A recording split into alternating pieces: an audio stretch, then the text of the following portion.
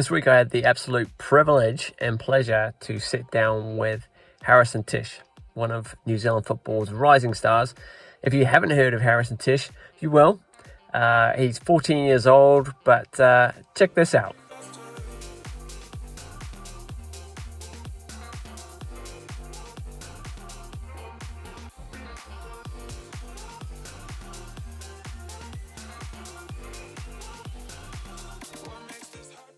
Tell us a little bit about yourself, Harrison.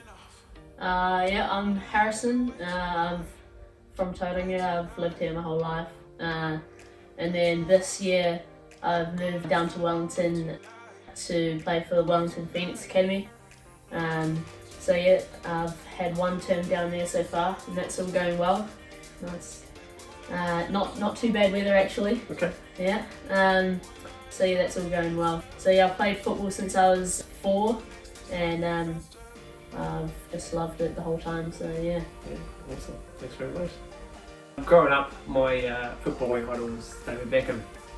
The way he could deliver a pass with pinpoint accuracy and then score a goal from a free kick by completely bending the flight of the ball around the wall and back into the top corner of the goal there. Who's your current footballing idol? My first football hero was who really got me into football was Diego Maradona. Okay. I loved him because he could just beat defenders with ease, and his vision was amazing. So he was my first hero. My current football hero is probably Paul Pogba. Yep. I like him because he's just a complete midfielder. He's big, strong, fast, skillful. He can pass, he can shoot, he can defend. He's just all round great player. So he's my favourite right now. Yeah. Cool. Next question, in your opinion, who's better, Messi or Ronaldo? 100% Messi. Although I respect Ronaldo for his work ethic and what he's achieved, Messi will just always be superior. He can just do things that no one else can.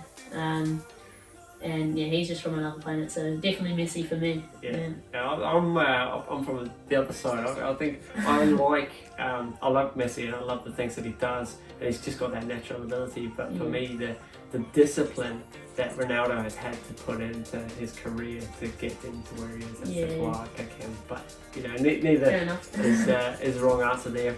Next question: which team do you follow in the EPL, the English Premier League? My favourite Premier League team is Manchester United because I started following them when Pogba moved to them in 2016, and then I've been a loyal supporter ever since. There's been some tough times. There's been some times where I felt like ditching them, but staying with them. Yeah. Not doing too bad this year, so yeah. Yeah, they're doing alright. Next question, bit of a curveball here. Peanut butter, do you prefer smooth or crunchy? I'm not too much of a peanut butter fan, to be honest. I'm more of just a butter fan. Right. Yeah, so I haven't really tried peanut butter, but... You've never tried peanut butter? Nah. Wow. I just didn't like the smell of it, so I guess I never tried it. Yeah. Favourite movie? Favourite movie? I got 2 favourite movies. One is Hunt for the Wilder People. It's like a classic Kiwi movie. Yeah. So I like that because that's got heaps of good as humour. It makes me laugh every time I watch it. Yep. Second movie would be the Pele movie. Yeah. I like that because it shows how he fought through his tough childhood to become one of the best players ever. So those 2 would be my top 2, I think. Yeah. So next question, I'm going to talk about injuries here. I've been told that you've broken a few bones. Can you tell us a little bit about that? Yeah, so throughout my time I've been very unlucky with injuries, especially broken bones. I think I've broken 2 arms, 2 fingers, my nose when I was younger, and 3 or 4 toes. I'm sort of losing track a bit, but yeah, it's a lot. Yeah, you can still sort of see my nose a little bit. It sort of is a little bit bent. So when I was before I could walk, I used to run around on the concrete with on my knees, and then one time I face planted, and then I broke my nose. That was it. Yeah. Wow, defining moment. Yeah.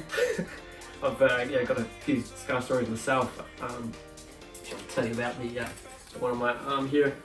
I've got a scar there. So I used to work for a pizza restaurant, and we'd finish the shift, end of the night, so I was taking out the rubbish, and we had these big rubbish bins, and so lifted and threw the rubbish bin in there, walked back into the store, and I felt something wet on my finger, and looked down, and this flap of skin was just hanging off my arm there, and I'm not very good with that kind of stuff, so I started kind of wobbling a bit, but yeah, so that's can lid. There's a can lid poking out the side of the bag as I threw it, just slashed my arm. So yeah, if you're throwing a can lid away, make sure it's inside the can before you throw it. Yeah. So, back to the football. You're a loyal member of the Otamoto Football Club since you were 4, as you've mentioned. Now at the age of 13, you're playing with the Wellington Phoenix Academy. Congratulations, by the way. It's a good achievement. Can you tell me what a typical day in the life of an academy player is like?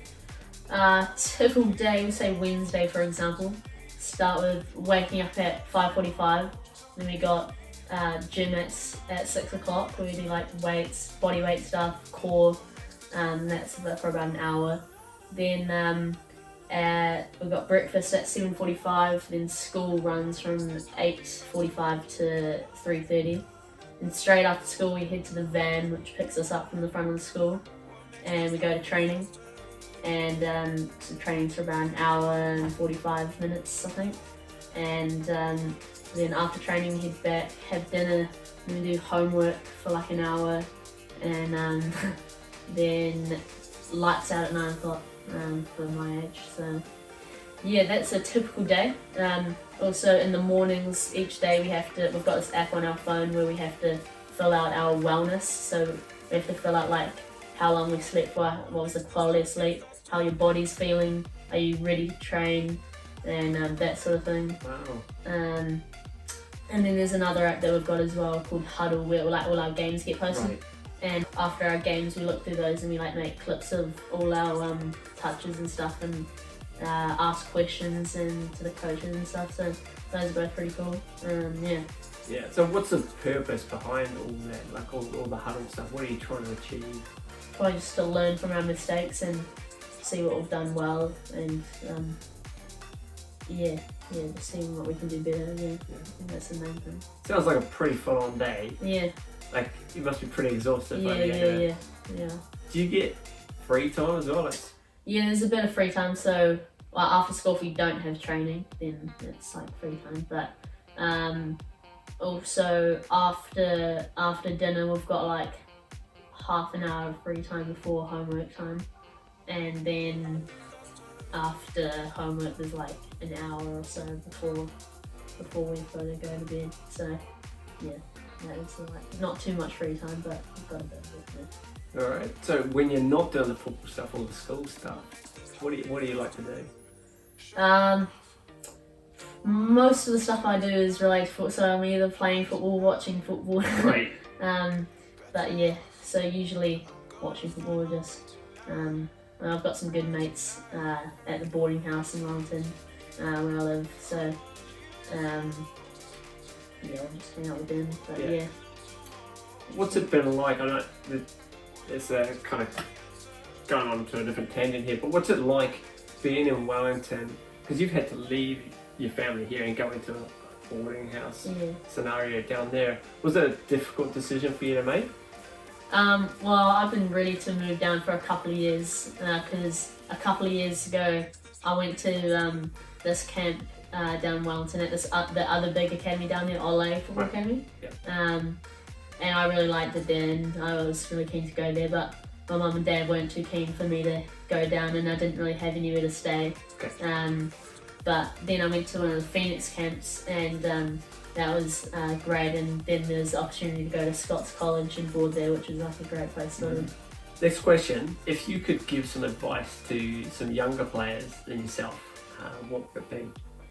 The best advice I can give is just to always believe in yourself and never give up, because in your careers there'll be many disappointments, but you just have to use those disappointments to motivate yourself to work even harder and to keep going. Like there's been many times in my life where I've been disappointed, but I've kept going and it's paid off. So yeah, that's the best advice I can give. Awesome, fantastic. Now, I found out about you from your world record juggling attempt on YouTube. It was 11,000 juggles in 34 minutes, is that right? Yeah. Yeah. So, I mean, that was pretty impressive for time.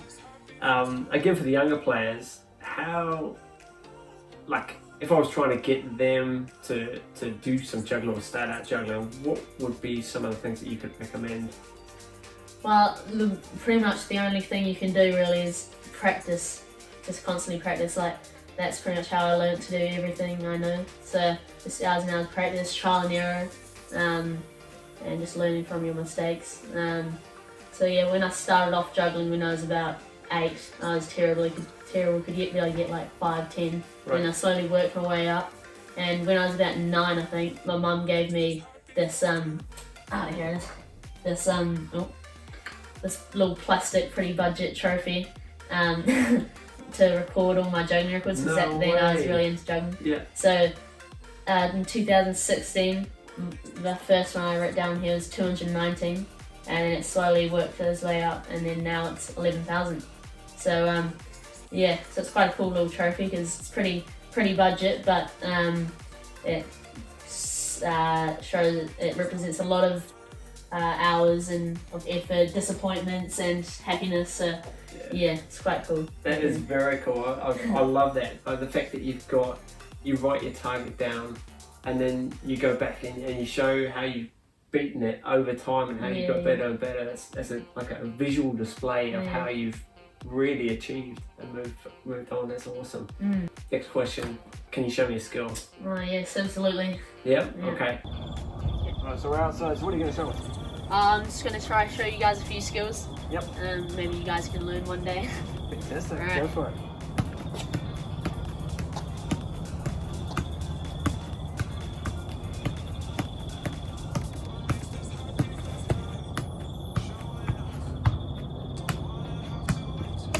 There we go. That was pretty good, pretty good. Take us through a little bit about what you did there. So that first trick was... First one's just a normal around the world. So you're juggling and then try and hit it with the toe. And just, you don't want to hit it too hard, so you just want to like sort of skim it so you can wrap your foot around it. Second one's just another version of around the world, but you're doing it with the opposite and like sort of hopping around. And then the third one is called the dislocated knee. So you sort of like boom, and the ball pops up like that. Nice. So yeah, those are 3 of my favourite skills. Yeah. Well done. Thank you very much. Sweet. Thank you again, then. Yeah. And hopefully we'll see you on the field in the future. Yeah. And all the best. Sweet. Thank you very much. Do you want to become the best footballer you can? Just do what Harrison did. He's successful. I really believe that success leaves clues. And if I was going to define what success would be for a 14-year-old here in New Zealand, it would be playing at the most elite academy there is here. And Harrison has done that. So if you want to become a good football player, do what Harrison does. As you can tell, Harrison is very disciplined. I've seen the notebooks that he's written in, defining where and how long he's played football for that day. There was about 6 books. I'll probably hopefully show a picture of it here in the video. And yeah, just the thing with the juggling, writing down each time he does the juggling what score he got up to, and then going back that next day. Why am I doing this video? I want to see young players develop. I've got a real passion for football, and I've got a real passion for player development, particularly juniors. I don't want to see them reach their full potential.